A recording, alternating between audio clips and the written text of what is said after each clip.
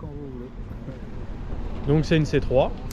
C'est une C3 modèle 1979, donc Chevrolet Corvette C3 79.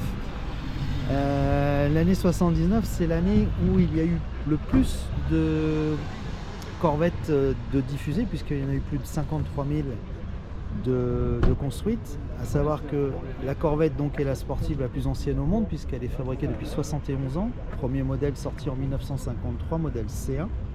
À l'époque, il y avait donc sur la C1 un moteur 3,8 litres de 150 chevaux, en boîte automatique, étonnamment 2 rapports. C'était déjà une sportive, même si ça ne fait pas puissant pour aujourd'hui, c'était déjà énorme à l'époque. Exactement, puisqu'on avait déjà le 0 à 100 en 11 secondes 5, elle prenait 175 km/h, donc pour un modèle de 1953, c'était déjà extraordinaire. Et puis à partir de 1955, comme la voiture avait du mal à se vendre et qu'elle était très très chère, elle était en grosse concurrente, notamment avec la Ford Thunderbird qui elle était proposée en V8 à un prix beaucoup moins cher. Chevrolet s'est décidé donc à lancer en V8 la C1 et là le modèle a commencé à vraiment se vendre. Et puis est arrivée la C2 en 1963 si mes souvenirs sont bons, 1962 je dirais, et suivi de la C3 qui a été le plus gros succès de toute l'histoire de la Corvette. Actuellement on est en 8e génération, donc la C8. La C3 s'est vendue donc à plus de 540 000 exemplaires et au total, depuis 71 ans, on doit être à peu près à 2 millions d'exemplaires. Donc celle-ci est un modèle 79, donc l'année où il s'en est vendu le plus. 53 700 si mes souvenirs sont bons. Donc on rappelle, à chaque année, on avait des définitions différentes et un équipement différent extérieur. Exactement, puisque un peu moins à l'intérieur peut-être. Un peu moins à l'intérieur. Bon, celle-ci, c'est ce qu'on pourrait appeler de nos jours une phase 2 de la C3. Donc tableau de bord complètement repensé, un aileron à l'arrière. On est en V8 5 litres 7, carburateur 4 corps, 228 chevaux et boîte auto 3 rapports. Donc bien sûr très économique, la consommation, ça c'est pas la peine de... Il faut compter 20 litres au 100, en moyenne. 20 litres, ça c'est... Mais en conduite, on va dire économique ou sportive, il n'y a pas une énorme différence. Exactement, il n'y a pas beaucoup de différence parce qu'on a d'un côté effectivement le carburateur, de l'autre côté des boîtes, des rapports très très longs. Par contre, maintenant, on arrive à descendre très facilement sous la barre des 10 litres à partir de la C6 et la C7 a même un système qui permet de couper 4 cylindres sur 8 pour baisser les consommations. Donc en première, on atteint quelle vitesse avec celle-ci? Sincèrement, j'ai jamais essayé. Environ? Je dirais un bon 100 km/h, je pense que c'est jouable. Donc ça tire déjà très très long. Ça tire très long.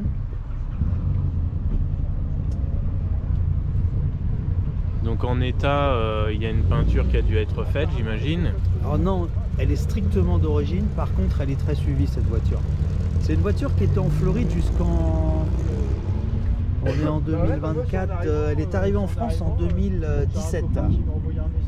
Et puis le monsieur qui l'avait avant l'a énormément remis à niveau mécanique. Et puis moi je continue son suivi.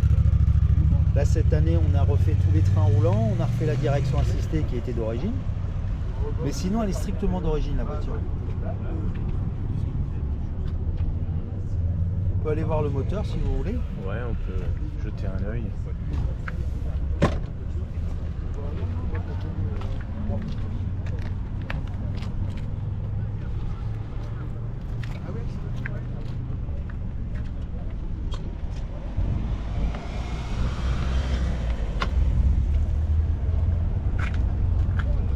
Alors, certains disent que c'est un moteur bleu et ce serait le plus costaud de toute l'histoire de la Corvette. Alors pourquoi le plus solide? Je pense c'est ça la question qu'on peut se demander. C'est un moteur qui n'est pas tellement poussé, ramené à sa cylindrée, 5 litres 7 je le rappelle.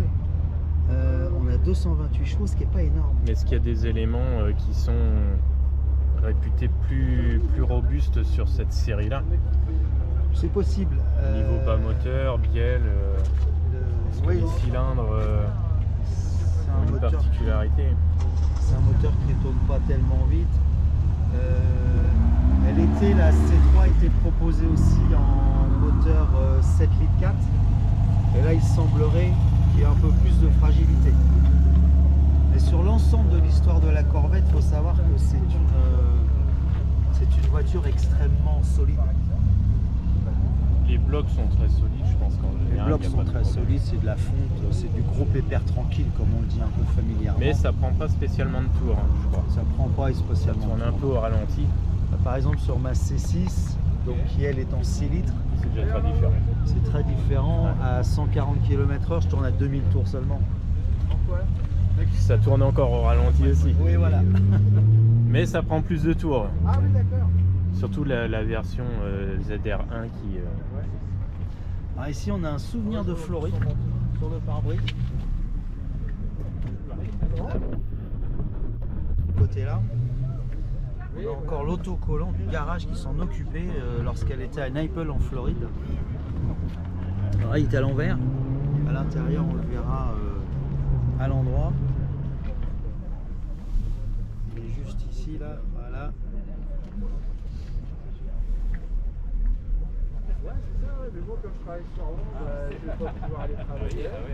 Sinon, c'est une voiture que j'ai depuis 6 ans. Et, vraiment des voitures sans problème. Aucun problème particulier rencontré jusqu'à présent. Ce qui est très important par contre quand on achète une voiture de sport, qu'elle soit Chevrolet, Porsche, Alpine, tout ce qu'on veut, ce qui est très important quand on achète une voiture qui a un certain âge quand même, voire une Youngtimer, ce qui est très important, le grand conseil que je donnerais, c'est absolument de faire expertiser la voiture. Ça coûte environ 300 €, mais ça permet de savoir exactement où la voiture en est. Un expert automobile, c'est avant de signer le chèque. Avant de signer le chèque, voilà. Absolument. L'expert automobile, c'est un monsieur qui connaît par cœur les voitures. Il sait où chercher la petite bête. Mais surtout, il faut savoir qu'un expert automobile va commencer d'abord par la partie administrative de la voiture. Grande question, est-ce qu'elle a été volée ou non? Est-ce qu'elle est gagée? Plein de questions qu'il se pose et qui permet de répondre, d'acheter en toute confiance finalement. Moi, j'ai souvent expertisé les voitures et je n'ai jamais regretté. Voilà, ça c'est vraiment un conseil absolument à respecter. Bien, merci pour cette Bon, voilà, c'était un interview. plaisir.